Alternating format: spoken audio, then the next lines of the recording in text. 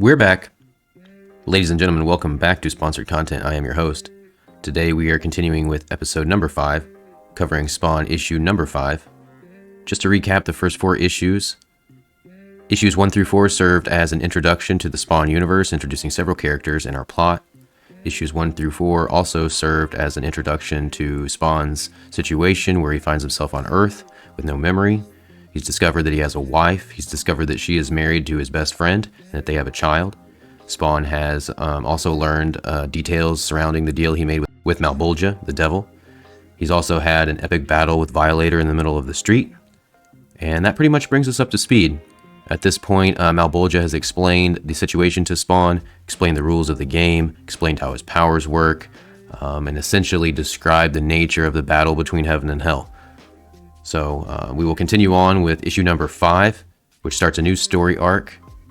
We will introduce the character Billy Kincaid, who is the biggest piece of shit in the world. And we'll get more into that soon, but we are at issue number 5. We'll get a good look at the cover here. Issue number 5 of Spawn was released on October 1st, 1992. Issue number 5 begins with another episode of To Catch a Predator with Chris Hansen. And here we meet Billy Kincaid. Billy Kincaid is currently incarcerated in a mental asylum because he's a sick, demented freak. He is a child killer. He's a serial child killer, allegedly. He's currently serving about 6 of his 10-year sentence, which is a reduced sentence.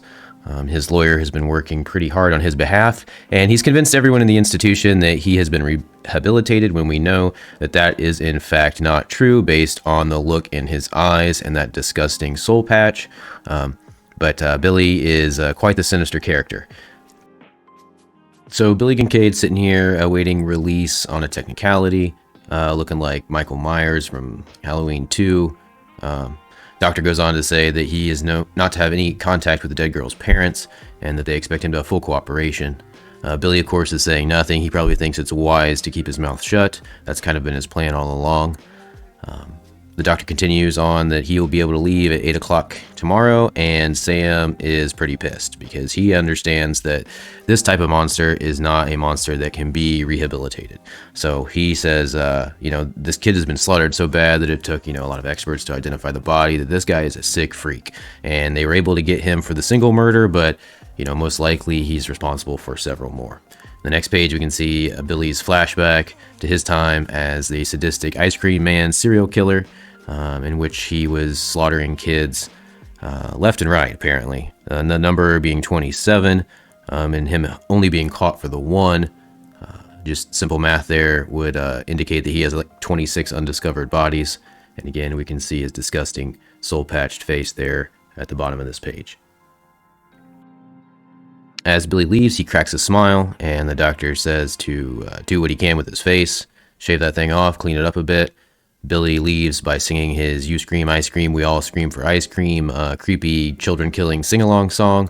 And of course, Sam and Twitch are perturbed by this, and the doctor is constrained by the law here, so there's only so much he can do.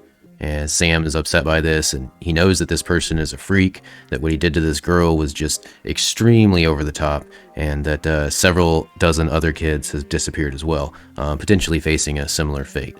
So the doctor reiterates that based on the law and the fact that he's been convicted of the one murder and now released, there's nothing more he can do. Sam's like, look, I don't need you to tell me about the law. I understand the law.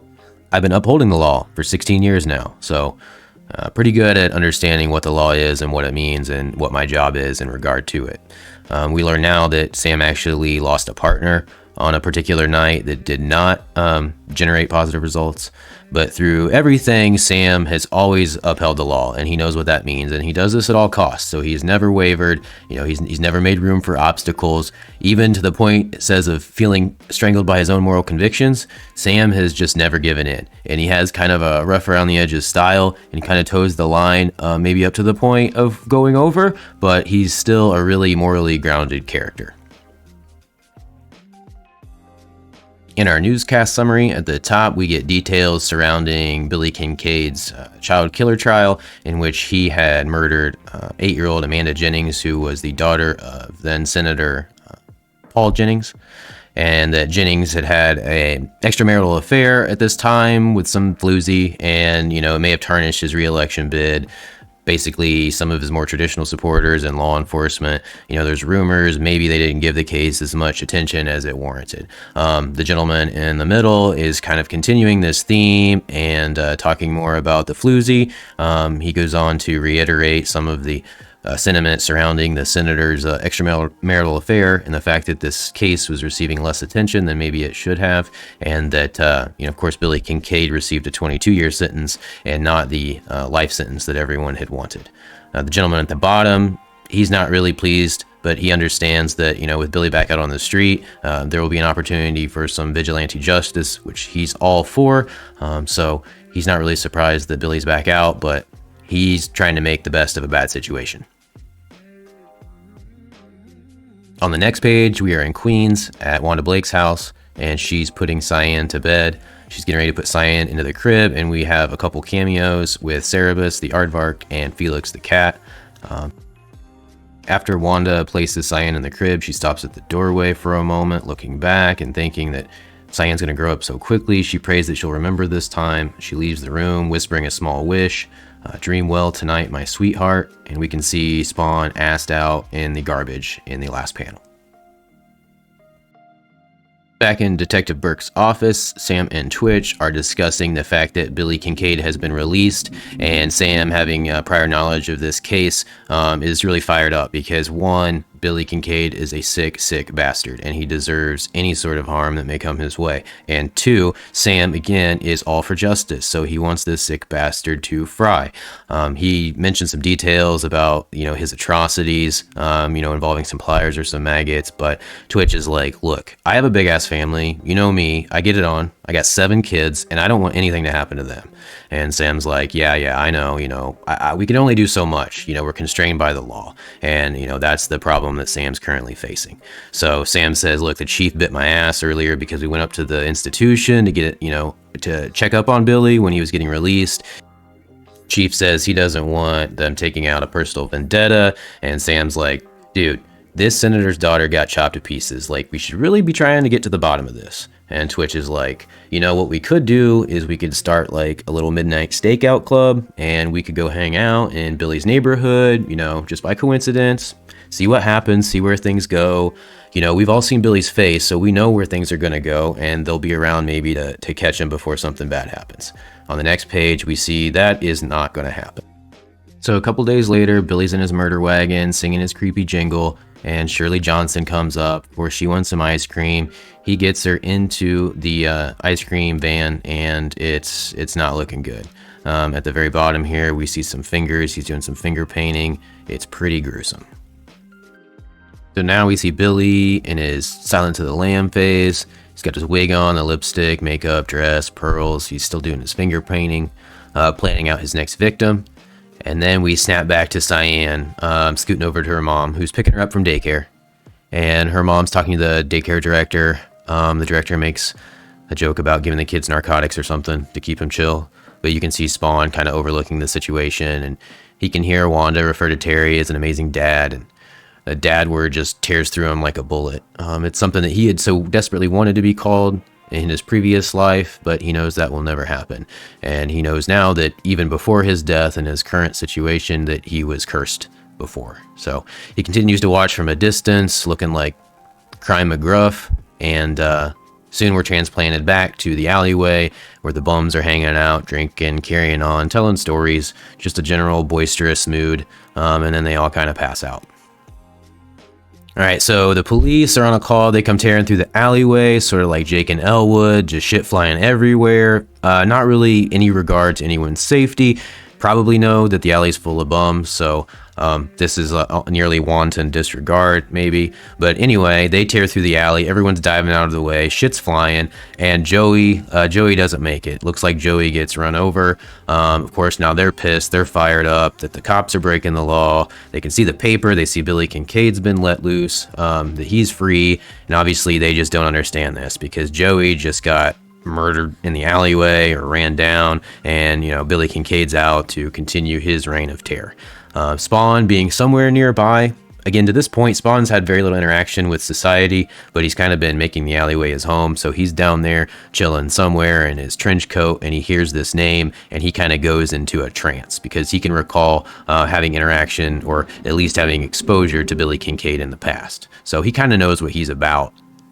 Spawn now remembers that he had been hired by Jennings to kill Billy due to his ex-wife's suffering and, of course, their daughter having been murdered. So Spawn sets out to find Billy and to do the hit, but he is late and the cops get there first.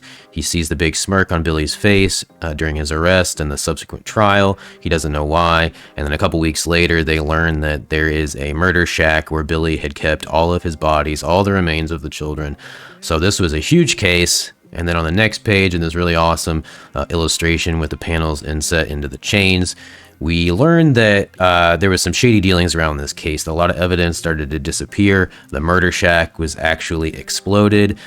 Jason Wynn was kind of in charge of this investigation at the government level and ordered everything to be dropped.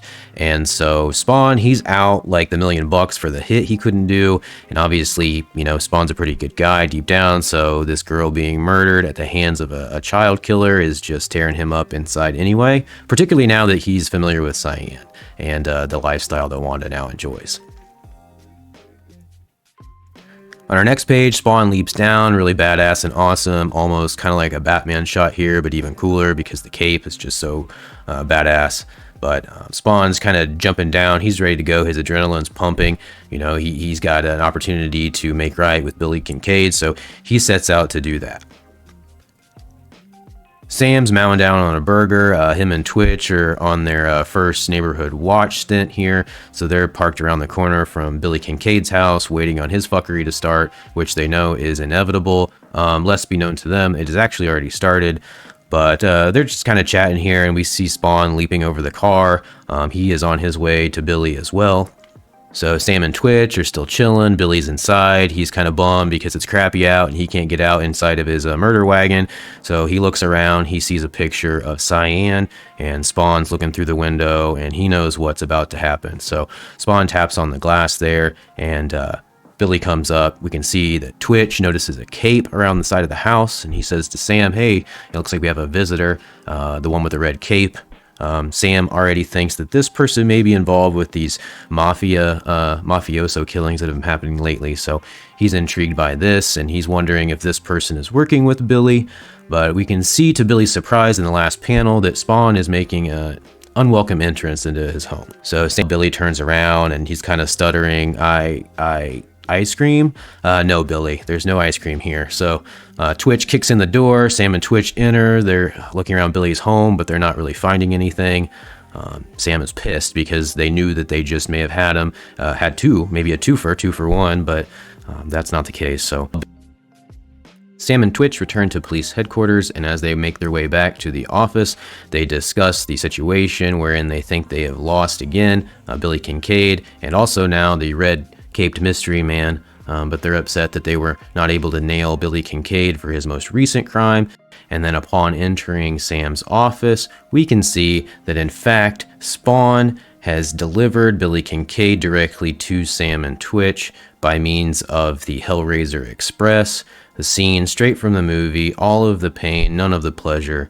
So we see Billy here with the popsicle sticks jammed into his body, the ice cream scoop in his titty, and the popsicle in his mouth. Sam stumbles upon this looking like a pretty badass Elvis detective, and fortunately Spawn is able to go this far because this is obviously something that Sam would like to see happen, and now he's opened his office door and he finds Billy in this manner. We will have to see what happens next. This has been sponsored content with episode number 5, Spawn issue number 5, Billy Kincaid. Thanks for stopping by. See you next time.